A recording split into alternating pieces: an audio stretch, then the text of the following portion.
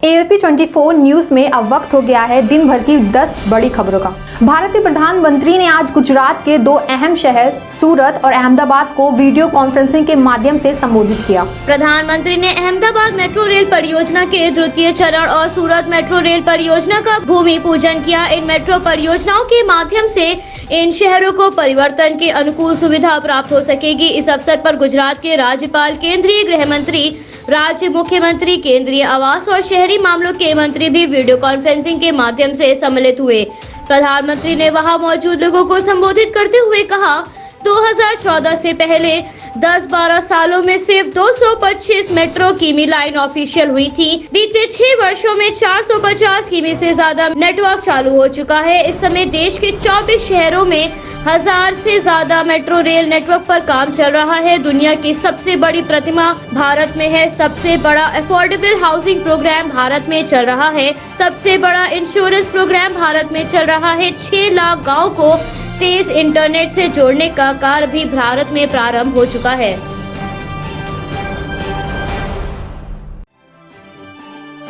दिल्ली सीमा पर कृषि कानून का विरोध कर रहे किसानों और सरकार के मध्य 10वें दौर की वार्ता से पहले सुप्रीम कोर्ट ने कृषि कानूनों और दिल्ली की सीमा पर किसान के प्रदर्शनों से जुड़ी याचिकाओं पर सुनवाई की। कोर्ट ने दिल्ली पुलिस की ओर से केंद्र सरकार की उस याचिका पर भी सुनवाई की, जिसमें 26 जनवरी को किसानों द्वारा ट्रैक्टर मार्च या अन्य किसी तरह के प्रदर्शन पर रोक लगाने का अनुरोध किया गया है। हालांकि केंद्रीय कृषि मंत्री ने किसानों से 19 जनवरी को होने वाले 10वें दौर की बैठक में कृषि कानून को रद्द किए जाने की, अपनी जिद को छोड़ने की और कृषि कानूनों पर बिंदु विचार करने के लिए कहा है। कृषि मंत्री ने कहा, सुप्रीम कोर्ट ने कानूनों पर अगले आदेश तक रोक लगा दी है, तो किसानों को भी इस स्थिति पर सवाल नहीं उठाने चाहिए। सरकार पूरी गंभीरता के साथ खुले दिल से किसानों की बात सुनने के लिए तैयार है, तो किसानों को भी विनम्रता दिखानी चाहिए। आगे कृषि मंत्री ने कहा, सरकार पूरे देश के लिए कानून बनाती है। कई किसानों और विशेषज्ञों ने इन कानूनों का समर्थन भी किया है, लेकिन आंदोलनकारी किसान कृषि कानूनों की वापसी पर अड़े हुए हैं। उनकी तरफ से कोई नरमी नहीं दिखाई जा रही है।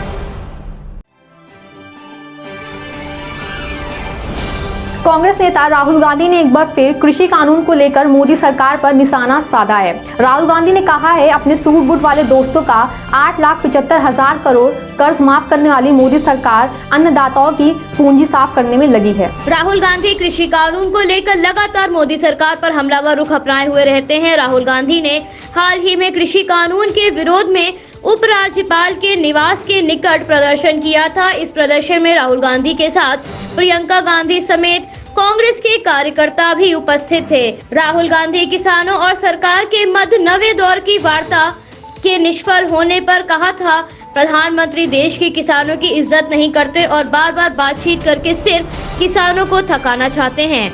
भले ही नरेंद्र मोदी देश के प्रधानमंत्री हों, लेकिन उनका रिमोट कंट्रोल कुछ पूंजीपतियों के हाथ में है। इस दौरान राहुल गांधी ने मोदी सरकार को घेरते हुए कहा, मोदी माया टूट गई, मोदी का अहंकार भी टूटेगा। देश का अन्नदाता न टूटा है और न टूटेगा।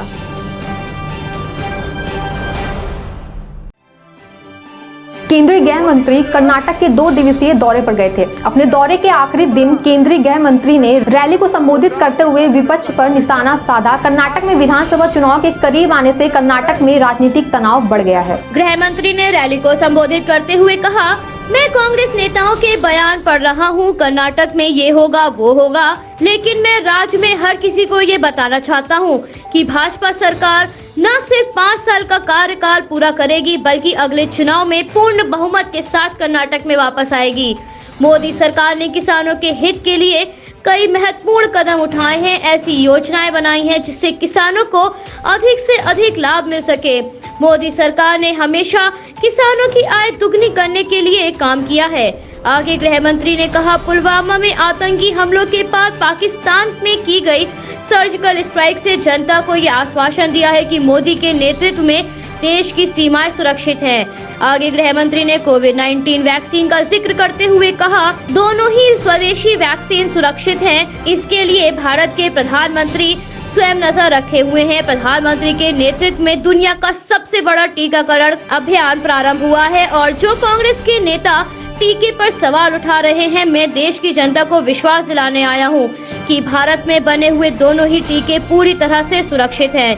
कांग्रेस पर निशाना साधते हुए गृह मंत्री ने कहा, मैं जानता हूं आप विरोध के अलावा कुछ नहीं कर सकते, लेकिन कम से कम प्रयास करने वालों को रोके नहीं।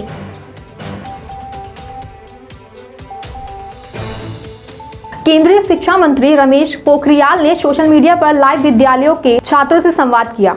लाइव वेबिनार में शिक्षा मंत्री केंद्रीय विद्यालयों के फिर से खोलने को लेकर चर्चा की और साथ ही छात्रों से उनकी समस्याओं को लेकर भी बात की। और ऑनलाइन कक्षाओं के दौरान आने वाली समस्याओं पर चर्चा करने के साथ साथ देश भर में स्कूलों के फिर से खुलने को लेकर उठ रहे सवाल पर शिक्षा मंत्री ने छात्रों से बात करी और छात्रों की मानसिक स्वास्थ्य के मुद्दे पर भी वार्ता करी। इससे पहले जब शिक्षा मंत्री ने छात्रों से लाइव संवाद किया था तो उसमें सीबीएसई 10वीं और 12वीं कक्षाओं की बोर्ड परीक्षाओं की तारीखों की घोषणा की गई थी।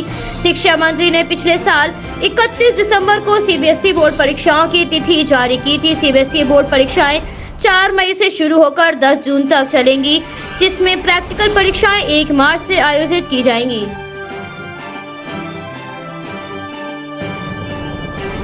उत्तर भारत में शीतलहर का प्रकोप बढ़ गया है। दिल्ली, यूपी, हरियाणा समेत भारत के ज्यादातर राज्यों में घना कोहरा दर्ज किया गया। कोहरे के कारण विजिबिलिटी कम रही, जिस वजह से 26 ट्रेनें देर से चल रही हैं। पहाड़ी इलाकों में बर्फबारी के चलते मैदानी इलाकों में तापमान गिर गया है। दिल्ली स्थित पालम और सफदरगंज में पारा 9.7 डिग्री दर्ज किया गया। मौसम विभाग ने तमिलनाडु, पुडुचेरी, आंध्र प्रदेश, कर्नाटक और केरल के आसपास के क्षेत्रों में 19 जनवरी तक बारिश का अलर्ट जारी किया है। जम्मू कश्मीर और हिमाचल के कई हिस्सों में बर्फबारी हो रही है, जिस वजह से तापमान में भारी गिरावट दर्ज हुई है। तो वहीं उत्तर, मध्य और पूर्वी भारत में वायु गुणवत्ता सूचकांक खराब श्रेणी में पहुंच गया है। मौसम विभाग द्वारा प्राप्त जानकारी के अनुसार यूपी के मेरठ में आगामी दिनों में लोगों को कोहरे से राहत मिलने की संभावना नहीं है।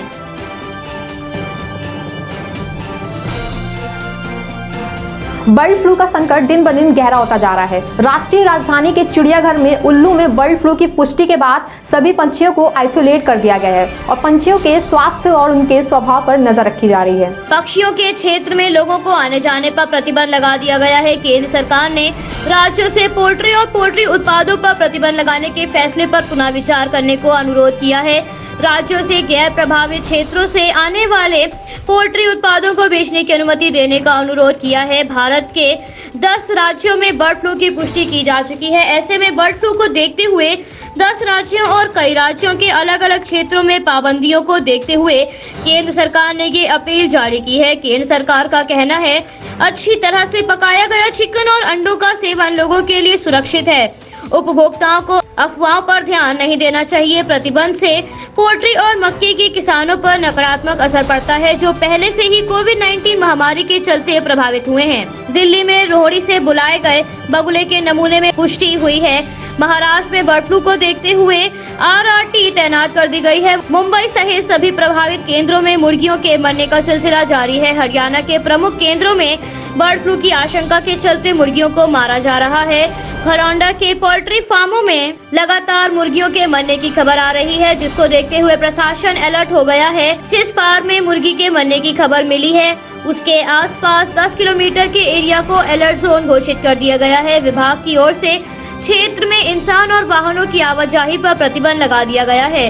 बर्ड फ्लू की आशंका को देखते हुए पशुपालन विभाग के 5 सदस्यीय कमेटी डॉक्टर विजेंद्र सुखीछा की अगुवाई में पोल्ट्री फार्म का निरीक्षण करने पहुंची। इस दौरान 30 मिनट तक फार्म की स्थिति का जायजा लिया गया। पशुपालन विभाग के डिप्टी डायरेक्टर डॉक्टर धर्मेंद्र का कहना है, सोमवार को वो खुद पोल्ट्री फार्म का निरीक्षण करेंगे और मुर्गियों के सैंपल भोपाल लैब में भेजेंगे।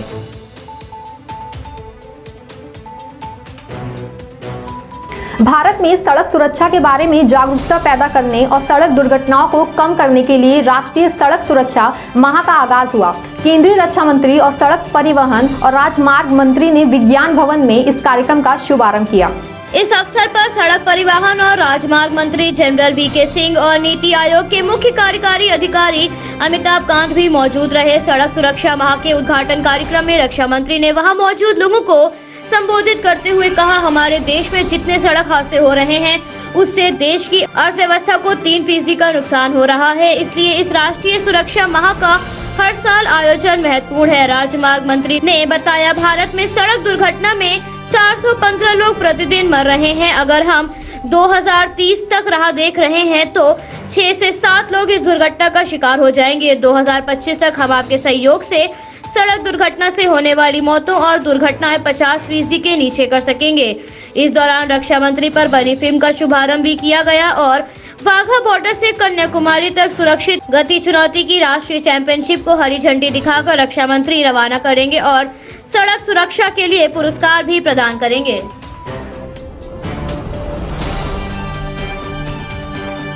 कर्नाटक में आज से गौ हत्या के खिलाफ कानून लागू कर दिया गया है।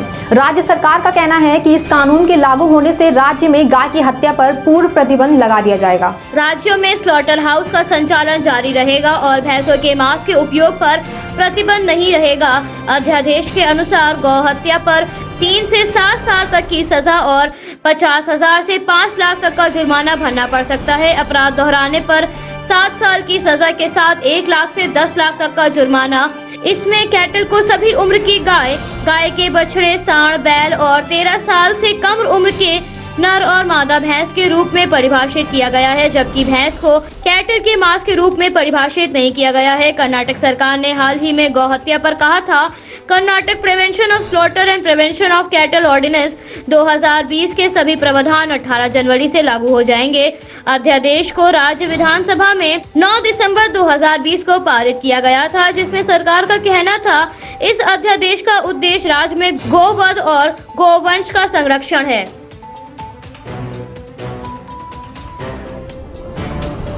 भारत में टीकाकरण अभियान प्रारंभ हो गया है। भारत में टीकाकरण अभियान के दूसरे दिन 17,000 लोगों को टीका लगाकर रविवार को 6 राज्यों में 500 से अधिक केंद्रों पर टीकाकरण आयोजित किया गया था। इस अवसर पर केंद्रीय स्वास्थ्य मंत्रालय के अपर सचिव डॉक्टर मनोहर अगनानी के अनुसार टीकाकरण शुरू होने के बाद आंध्र प्रदेश सहित 6 राज्यों में स्वास्थ्य कर्मियों को टीका लगाया गया। एक सप्ताह में कम से कम 2 और अधिक से अधिक 6 दिन तक टीका लगाया जाएगा। आंध्र प्रदेश, अरुणाचल प्रदेश, मणिपुर, केरल, तमिलनाडु और कर्नाटक के 553 केंद्रों पर 17 जनवरी को टीकाकरण किया गया। इस दौरान 17,072 स्वास्थ्य कर्मियों को टीका लगाया गया और मणिपुर में एक केंद्र पर टीका लगाने से पहले 3,352 केंद्रों पर 1,91,181 लोगों को टीका लगाया गया।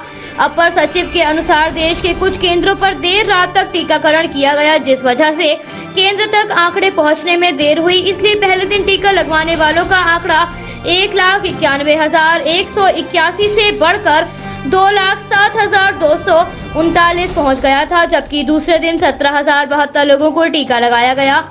इस तरह से देश में अब तक 2.24 लाख स्वास्थ्य कर्मियों को टीका लगाया जा चुका है। ये आंकड़े विश्व के तमाम छोटे बड़े देशों की तुलना में देखें तो दुनिया में सबसे ज्यादा टीके भारत में ही लगे हैं। एक तरफ टीकाकरण चल रहा है तो वहीं दूसरी तरफ कोरोना के मामलों में भी गिरावट दर्ज की गई है। केंद्रीय स्वास्थ्य मंत्रालय से प्राप्त जानकारी के अनुसार पिछले 24 घंटों में कोरोना के 13,788 मामले सामने आए हैं और 145 लोगों की इस महामारी के कारण जान चली गई है। पिछले 24 घंटों में 15,757 लोगों ने इस महामारी को मात दी है। इस समय भारत में मृत्यु दर 1.44% पहुंच गया है और इस महामारी से स्वस्थ होने वाले लोगों का दर बढ़कर 96.59% हो गया है। Bureau report, ABP 24 news, Lucknow.